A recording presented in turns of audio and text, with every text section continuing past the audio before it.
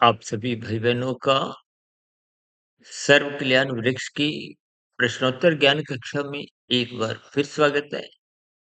आज की चर्चा में किसी भाई बंधु ने देखिए आवारागर्दी शब्द को एक विशेष स्तर पर थोड़ी उस पर आपत्ति सी जगाते हुए कुछ विरोध सा प्रकट किया है। देखिए ये शब्द भले ही आपको में अप्रिय लगते हो, कभी-कभी देखिए कुछ अप्रिय शब्दों को जब आप ज्ञानपूर्वक उनके अर्थ समझते हो, देखिए शास्त्रों में जो अमर्यादित स्थितियां हैं, जब आप उन सभी स्थितियों को ज्ञानपूर्वक समझते हो। आज देखिए कलयुग में एक माता पिता भी अपने बच्चों की आवारागर्दी पसंद क्यों नहीं करते? उसका कारण भी यही है कि आवारागर्दी स्थितियां के हमारे जीवन को देखिए एक गिरावट की ओर ले जाती है। स्वयं भगवान श्री कृष्ण जी ने गीता में अर्जुन के रथ के 5 घोड़ों की स्थितियों को सही दिशा, देखिए सही दिशा क्या है कि आप परमात्मा के मार्ग पे चले, क्योंकि शास्त्रों में देखिए तमोगुण, रजोगुण और सतोगुण की स्थितियों पे ही विशेष प्रकाश डाला गया। ये संपूर्ण माया त्रिगुणात्मक है। तमोगुण से अच्छा रजोगुण है, रजोगुण से अच्छा सतोगुण है। ये एक भवार्थ रूप में बोला जाता है। अब यूं तो आपका मेरा सबका शरीर तामसी है, तो इसकी कोई निंदा नहीं है। देखिए तमोगुण की एक तत्व रूप से कोई निंदा नहीं है। भोजन तो मैं भी लेता हूँ, शरीर भी मेरा तामसी है। ये जो मैंने वस्त्र पहने ये भी तामसी है। जो चश्मा पहना है ये भी तामसी है। ये जो लैपटॉप सामने मैं वीडियो बना रहा हूँ ये भी तामसी है। पदार्थों की निंदा नहीं है। ये जो निंदा बार-बार कहा जाता है तमोगुण की निंदा करो, तमोगुण की निंदा करो, तो इनके भावार्थ समझने हैं कि आप प्रकृति के फलों को खाने में प्रकृति की व्यवस्था के अनुसार पहले कर्म करो। कर्म जैसे कहते हैं ना कर्म फल सिद्धांत। पहले कर्म करो फिर फल आपको मिलेगा। ये प्रकृति की एक व्यवस्था है। और ये स्थिति हम बार-बार देखिए कहते हैं ना यातायात नियमों का पालन करो, लाल बत्ती पे रुको।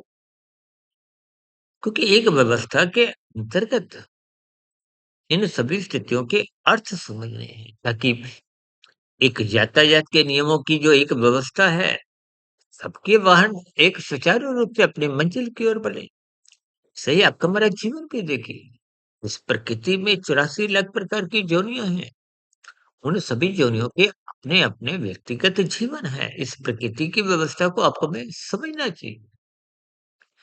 यानी कि मनुष्य जीवन पाकर आपके हमारी एक विशेष प्रकार की ज़िम्मेदारी है।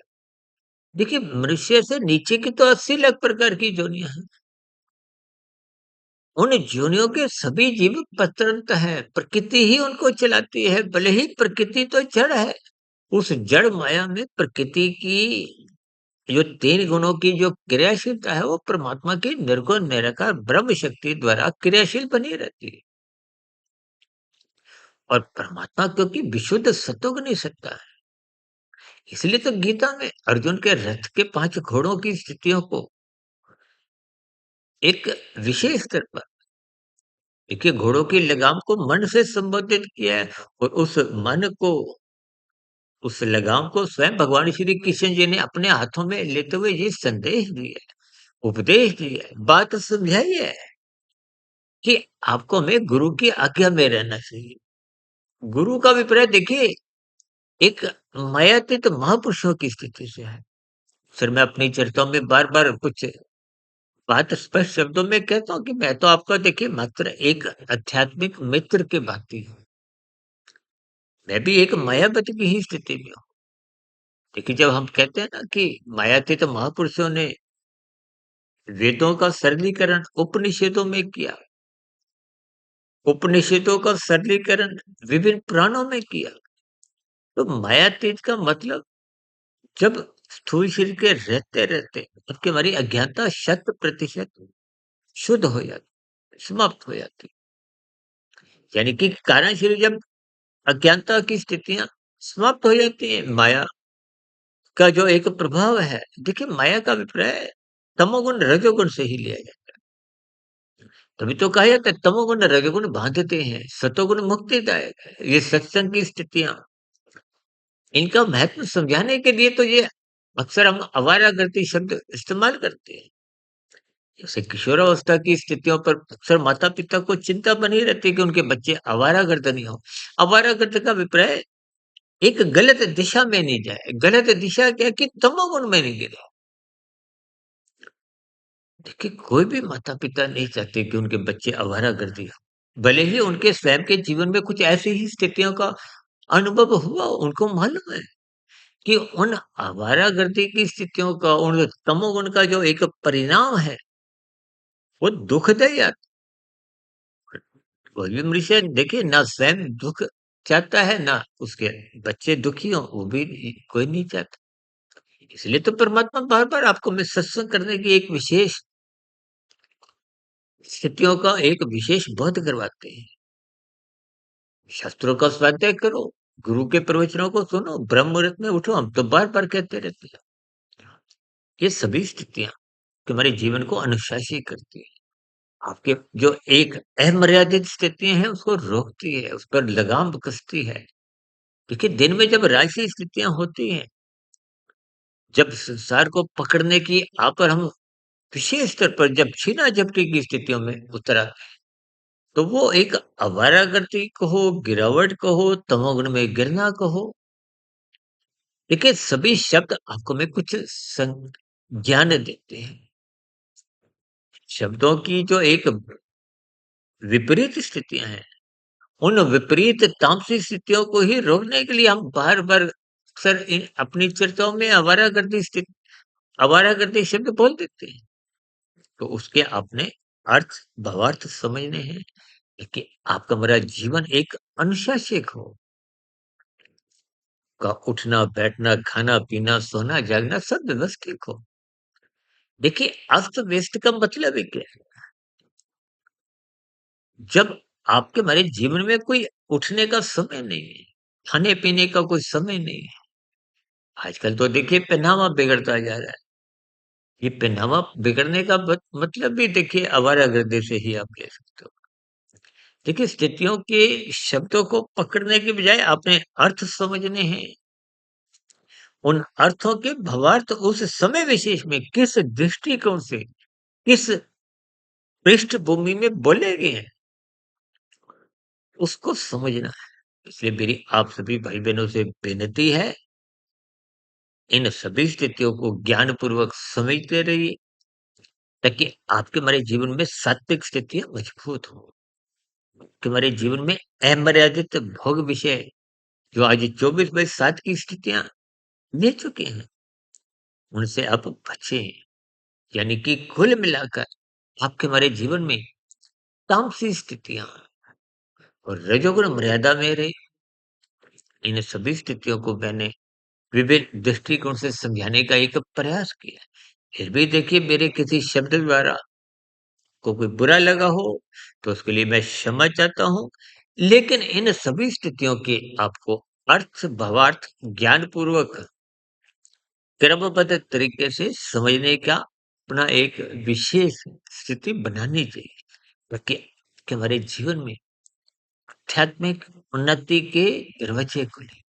अन्यथा जब आप शब्दों पे ही रुक जाते हो, उनके अर्थ समझते नहीं, तो फिर भावार्थ भी जीवन में समझ नहीं आते। तो फिर भटकाव की, अंधविश्वास की स्थितियों में हमारा एक आध्यात्मिक उन्नति के दरवाजे फिर खुल नहीं पाते हैं। इसलिए मेरी आप सभी भाई-बहनों से विनती है, फिर भी आपको जहाँ कहीं कोई आपत्ति लगे, आपके मन में कोई प्रश्न उठे, उन प्रश्नों का आप समय-समय पे रखते रहिए। मुझे किसी बात का कोई बुरा नहीं, लेकिन इन सभी स्थितियों के आपको अर्थ भी समझने हैं, भावार्थ भी समझने हैं कि हमारे जीवन में सात्विक सकारात्मक स्थितियाँ निरंतर बनती जाएँ, आपके हमारे जीवन में निरंतर सुधारमय स्थितियाँ बने, ताकि मिला हुआ जीवन भौतिक स्तर पर सफल हो और आध्यात्मिक स्तर पर आपका हमारा जीवन सार्थक हो, यानी कि आध्यात्मिक उन्नति के दरवाजे क्रम से खुले, क्योंकि आध्यात्मिक उन्नति करने का अवसर केवल और केवल मनुष्य योनि में ही आपको में मिलता है। इस अवसर का आपको में लाभ उठाना चाहिए। जैसे खेल जगत में जो खिलाड़ी अवसर का लाभ उठाता है, वो मैच जीत जाता है। आपको भी जीवन, मनुष्य जीवन जो आपको मिला है साधना के लिए, उस साधना को आरंभ करने के लिए अपने मिले हुए जीवन का आप सदुपयोग करें। और सदुपयोग का मतलब निरंतर श्रद्धापूर्वक सत्संग करते रहिए। जब आप निरंतर श्रद्धापूर्वक सत्संग करेंगे, तो इन सभी शब्दों के आपको सही-सही अर्थ भावार्थ समझ में आते हुए आपका जीवन भी सहज ही परमात्मा के मार्ग की ओर अग्रसर होने लगेगा। तो ऐसी सभी सात्विक शुभ स्थितियाँ हम सभी भाई-बहनों के जीवन में बने, ताकि कर्म योग, ज्ञान योग, भक्ति योग की स्थितियों में आपका हमारा जीवन अग्रसर हो, पुनः मनुष्य योनि की ही प्राप्ति हो, ताकि मायातीत की स्थिति की ओर आप अग्रसर हो, ताकि किसी भी मनुष्य जीवन में हमारी पुण्य स्थिति, मायातीत की स्थिति, मोक्ष की स्थिति बने। ये जन्म मरण के दुखमय बंधन से तुम्हें मुक्ति मिले। इन्हीं शुभकामनाओं के साथ चर्चा विशेष को अब यहीं विराम देते हैं। कल सुबह फिर मिलते हैं ब्रह्म मुहूर्त ज्ञान उपदेश कक्षा में। तब तक आप अपने आध्यात्मिक मित्र सुधीर भाटिया फकीर को इजाजत दें।